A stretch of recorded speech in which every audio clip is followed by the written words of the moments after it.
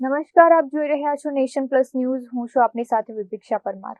આજે દશામાના વિસર્જનનો દિવસ છે, ત્યારે વિસર્જન દરમિયાન સાબરકાંઠા અને મહેસાણા સરહદે આવેલા સપ્તેશ્વર નજીક સાબરમતી નદીમાં કરુણાંતિકા સર્જાયાની ઘટના સામે આવી છે. દશામાના વ્રતની પૂર્ણાહુતિ પ્રસંગે મહેસાણા જિલ્લાના યુવાનો સપ્તેશ્વર સ્થિત સાબરમતી નદીમાં માતાજીની પ્રતિમાનું વિસર્જન કરવા આવ્યા હતા.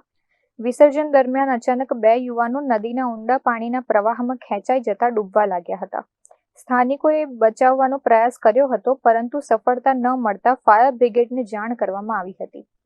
ઈડર, હિંમતનગર અને વિજાપુરથી આવેલી ફાયર ફાઇટરની ટીમોએ નદીમાં શોધખોળ આદરીને બંને યુવકોના મૃતદેહને બહાર કાઢી પીએમ અર્થે હોસ્પિટલ ખસેડ્યા હતા. પોલીસ તપાસમાં મૃતક યુવકોમાં 18 વર્ષીય નવદીપ અશોક રાવત અને રાજવીર બાલુજી ઠાકોર હોવાનું ખુલ્યું છે. શ્રાવણ માસમાં સપ્તેશ્વર મહાદેવ મંદિર ખાતે શ્રદ્ધાળુઓની મોટી ભીડ વચ્ચે બનેલી આ ઘટનાથી મૃતક યુવકોના પરિવારજનોમાં ભારે આક્રંદ છવાઈ ગયો છે તથા પંથકમાં અરેરાટી વ્યાપી ગઈ છે. Jitendra Solanki, nation plus news, Sabarkantha.